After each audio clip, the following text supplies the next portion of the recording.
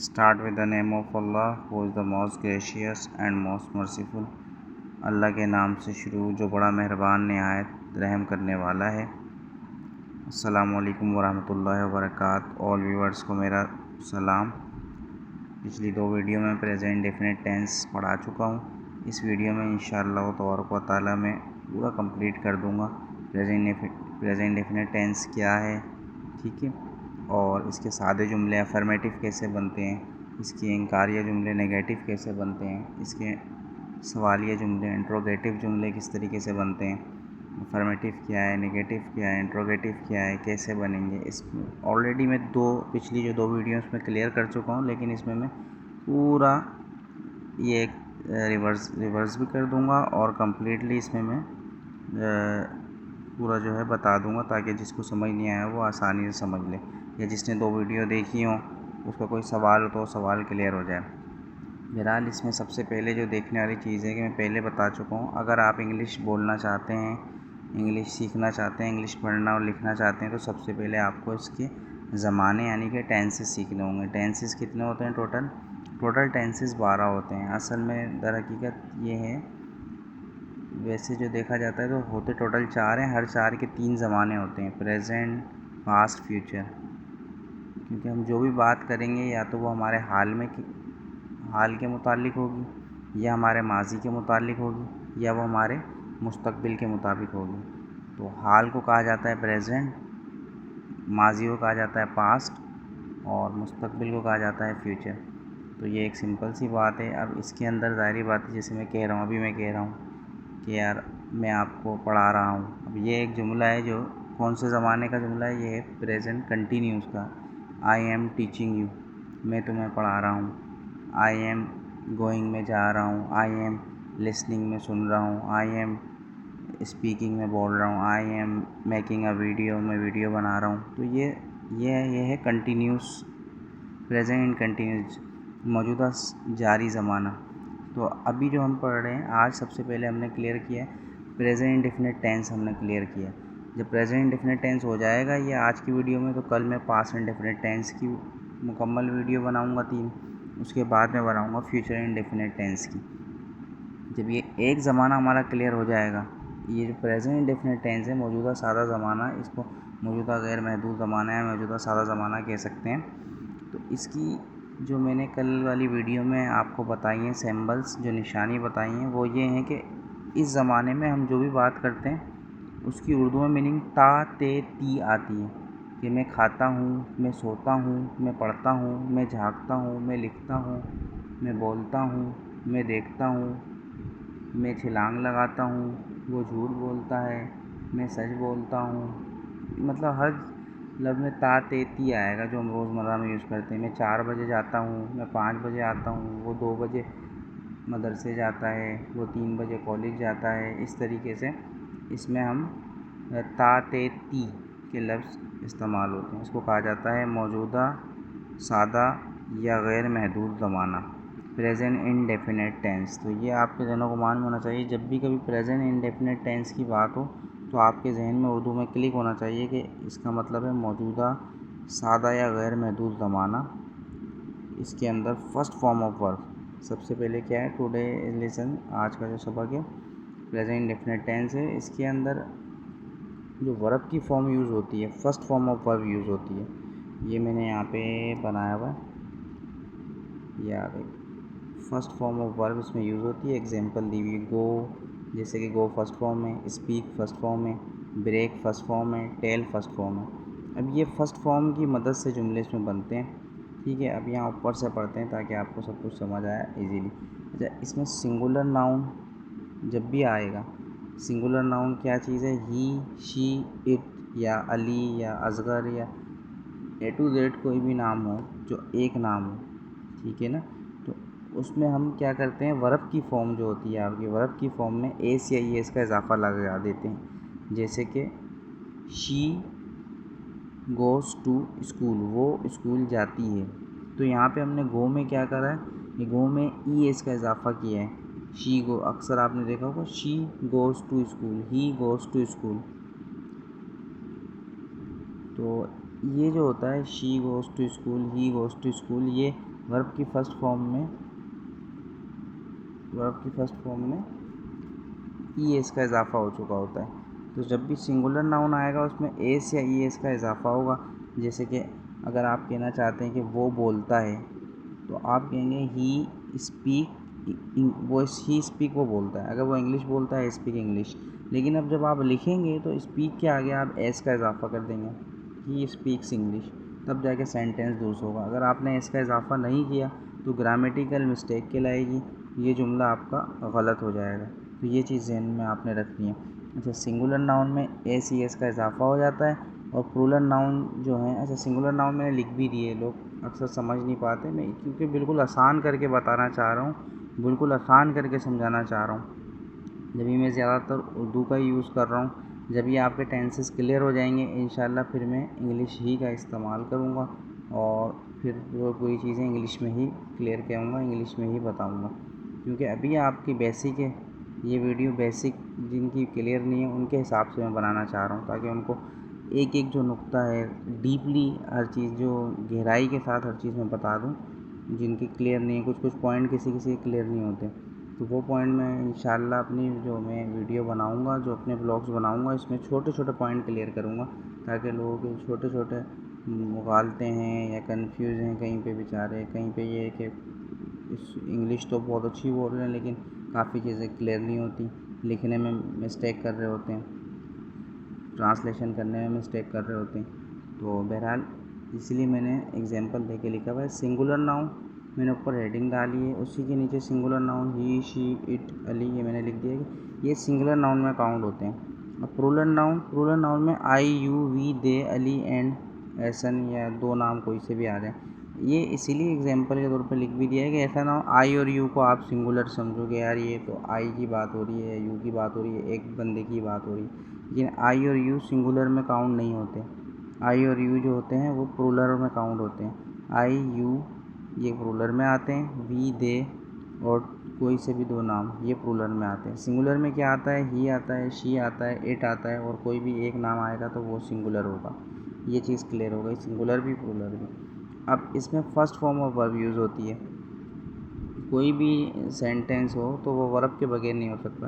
Present indefinite tense, जब भी indefinite tense लिखा है, इनडेफिनिट टेंस पे आप फोकस करिएगा।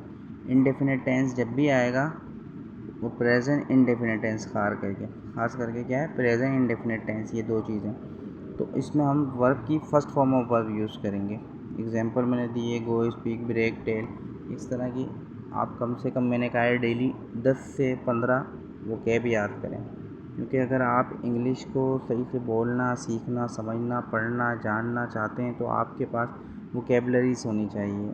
जब आपके पास वोकैबलरीज होगी, वोकैबलरीज कहते हैं जैसे ये फर्स्ट फॉर्म और ये जो वर्ब की फॉर्म है ना, ये आपको याद होनी चाहिए। वर्ड्स मीनिंग याद होनी चाहिए। जैसे कि हम छोटी क्लास में वर्ड्स मीनिंग क्या करते थे, वर्ड्स मीनिंग कौन क्या, अल्फाजों के जो अल्फाज हैं उनके मायने और उनकी सेकंड फॉर्म, थर्ड फॉर्म, ये आपको पता होना चाहिए कि वो नाउन है, वर्ब है, एडजेक्टिव है, ठीक है ना, वो क्या है आपको ये पता होना चाहिए। जैसे गो है, ये एक क्या है, एक्शन है, वर्ब है, ठीक है ना।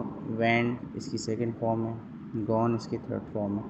इससे कुछ कुछ ऐसे भी होते हैं ना वर्ड्स जो वर्ब नहीं होते, वो नाउन होते हैं, ठीक है ना। जैसे कि हॉस्पिटल, अब हॉस्पिटल क्या है, वर्ब नहीं है, ये एक नाउन है, तो इसकी जब भी सेकंड फॉर्म नहीं होगी। जो नाउन होंगे और जो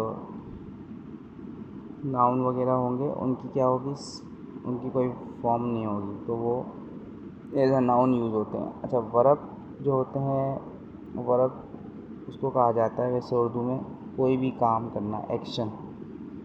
जैसे कि आप बोल रहे हैं तो ये एक काम है, देख रहे हैं ये भी एक काम है, सो रहे हैं ये एक काम है, लिख रहे हैं ये एक काम है, वीडियो बना रहे हैं ये एक काम है, खाना पका रहे हैं ये एक काम है। कोई भी वो चीज़ जिसमें आपका एक्शन हो वो वर्ब कहलाती है। Go, speak, break, tell, bring, fetch, fly, इस तरीके से ना। तो फॉर्म ऑफ वर्ब आपने याद करनी है डेली 10 से 15, ताकि आपको इंग्लिश बोलने में, सुनने में, सीखने में, समझने में आसानी हो। अच्छा, ये हो गया फर्स्ट फॉर्म ऑफ वर्ब, इसमें यूज़ होती है। अच्छा, सेंटेंस की टाइप भी मैंने यहाँ पे लिख दी। तो सेंटेंस जुमले जो होते हैं ना, कोई भी अगर हम सेंटेंस लिखेंगे, यानी कोई भी एक मैं लाइन लिखूँ, तो वो होती है 3 तरह के जुमले होते हैं, 3 तरह के। जैसे कि मैंने लिखा हुआ है यहाँ पे आई डू स्टडी, मैं पढ़ता हूँ, मैंने यहाँ पे लिखा हुआ है। अब ये एक जुमला है, आई डू स्टडी, मैं पढ़ता हूँ। ये कौन सा जुमला है? मैं पढ़ता हूँ, ये एक सादी सी बात बता रहा हूँ, मैं पढ़ता हूँ, इसका मतलब है ये है अफर्मेटिव, सादी सी बात। जो सादे जुमले होते हैं जिसमें इनकार ना हो, सवाल ना हो, जिसमें इनकार और सवाल ना हो, वो सादा जुमला होता है, उसको कहते हैं हम अफर्मेटिव इंग्लिश में। और जिस किसी भी जुमले में इनकार आ जाए, जैसे कि आई डू नॉट स्टडी, मैं नहीं पढ़ता हूँ, तो ये क्या आ जाएगा? इनकार। इनकार कहते हैं, ये नेगेटिव सेंटेंस कहलाएगा। और अगर किसी जुमले में आ जाए सवाल, तो उसको कहा जाएगा इंट्रोगेटिव। जैसे मैं बोलूँ, यार डू आई स्टडी, क्या मैं पढ़ता हूँ? डज़ ही स्टडी, क्या वो पढ़ता है? Does she go to market, क्या वो मार्केट जाती है? अगर मैं सवाल करूँगा, मेरे अगर जुमले में सवाल है, तो वो इंट्रोगेटिव सेंटेंस कहलाएगा। अगर मेरे जुमले में इनकार है, तो वो नेगेटिव सेंटेंस कहलाएगा। और अगर मेरे जुमले में ना इनकार है और ना सवाल है, तो फिर वो क्या कहलाएगा? वो कहलाएगा अफर्मेटिव सेंटेंस। तो ये सेंटेंस की टाइप थी। There is 3 type of sentence, affirmative, negative and interrogative. ठीक है, यहाँ पे 3 किस्म के जुमले होते हैं, सादा, इनकारिया और सवालिया। अब सबसे पहले इसमें मैंने दिया हुआ है फॉर अफर्मेटिव। सादे जुमले बनाने के लिए प्रेजेंट इंडेफिनिट टेंस का फार्मूला है, सबसे पहले सब्जेक्ट, उसके बाद फर्स्ट फॉर्म ऑफ वर्ब, उसके बाद आप प्लस ऑब्जेक्ट यूज़ करेंगे। ठीक है, यानी कि सबसे पहले सब्जेक्ट लेंगे। सब्जेक्ट क्या है? जैसे मैं बोलना चाह रहा हूँ कि वो मार्केट जाता है, सब्जेक्ट इसमें आ गया ही। फिर फर्स्ट फॉर्म ऑफ वर्ब, जाने के लिए क्या यूज़ होता है? गो, ही गो के साथ हम टू यूज़ करते हैं, ही गो टू। अब ये प्लस ऑब्जेक्ट, ऑब्जेक्ट क्या है? कहाँ जाता है? मार्केट जाता है, market, he go to market, वो मार्केट जाता है। इस तरीके से subject, first form of verb plus object, ऐसे आप जुमला बना लेंगे। अच्छा, इसी के अगर आप इनकारिया जुमला बना रहे हैं, तो इनकारिया में क्या होगा? इनकारिया में हेल्पिंग वर्ब यूज़ होती है, मैं इससे पहले बता चुका हूँ। अगर आप इनकारिया या सवालिया जुमला बनाएंगे, तो डू एंड डज़ यूज़ करेंगे। देखें, अब मैं चाहता हूँ इनकारिया जुमला बनाऊँ, नेगेटिव सेंटेंस इनकारिया जुमला, तो उसमें मैं क्या यूज़ करूँगा? सबसे पहले आएगा सब्जेक्ट, फिर हेल्पिंग वर्ब डू नॉट या डज़ नॉट लगा दूँगा, उसके बाद मैं वर्ब की फ़र्स्ट फॉर्म यूज़ करूँगा, उसके बाद मैं ऑब्जेक्ट यूज़ करूँगा। इसकी एक मिसाल मैं बना देता हूँ। जैसे कि सब्जेक्ट, जैसे कि वो इंग्लिश नहीं बोलता है, तो सबसे पहले यहाँ पे आ गया सब्जेक्ट वो किसके लिए यूज़ होता है? ही इंग्लिश नहीं बोलता है। अब यहाँ पे लिखा है सब्जेक्ट जाएगा, उसके बाद फ़ौरन आएगा डू नॉट, तो फ़ौरन पहले आप लगा दोगे do not, he do not. अच्छा, ही के साथ यूज़ होता है, सिंगुलर नाउन है ना ही, तो मैंने यहाँ पे बताया था, जब भी सिंगुलर नाउन आएगा, ये लिखा हुआ है ही, शी, इट या अली, तो उसके साथ हम एस या ई एस का इजाफा कहाँ पे कर देंगे? First form of verb, verb की जो फर्स्ट फॉर्म होगी उसमें एस या एस का इजाफा कर देंगे। तो यहाँ मैंने लिखा ही, अब मैंने लिखा है डू नॉट, तो ये डू नॉट गलत है। यहाँ पे क्या होगा? वर्ब की फर्स्ट फॉर्म है ना डू, तो यहाँ पे ई एस का इजाफा, यानी ये देखो मैंने लिखा डू नॉट या डज़ नॉट यूज़ होगा, तो हम यहाँ पे डी ई एस डस कर देंगे, ये हो गया डस। ही डज़ नॉट, वो इंग्लिश नहीं बोलता है, ही डज़ नॉट स्पीक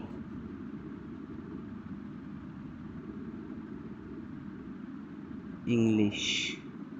अब ये हो गया इनकारिया जुमला, वो इंग्लिश नहीं बोलता है, ही डजेंट स्पीक इंग्लिश। अब इसको जब हम फ्रिक्वेंटली पढ़ेंगे, जब इसको हम पढ़ेंगे या इस बोलेंगे, तो हम बोलेंगे he doesn't speak English, does not को डजेंट बोलेंगे हम, ही डजेंट स्पीक इंग्लिश, वो इंग्लिश नहीं बोलता है।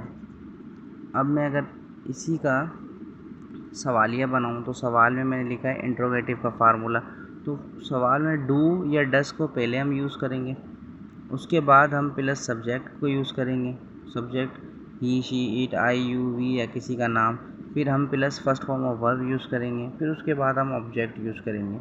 इसकी मिसाल मैंने दी है अफर्मेटिव। अच्छा, इसकी मिसाल मैं देता हूँ, मैंने यहाँ दी नहीं। जैसे बोला है कि यहाँ पे हमने इनकारिया जुमला बनाया था, he does not speak English. अब मैं बोल रहा हूँ क्या वो अरबी बोलता है या क्या वो अरबी बोलती है, मैं सवाल कर रहा हूँ। तो सवाल में मैं क्या करूँगा, पहले यूज़ करूँगा वो के लिए होता है शी के लिए मैं यूज़ करूँगा डस, डू के आगे ई एस का इजाफा, डस शी स्पीक अरबिक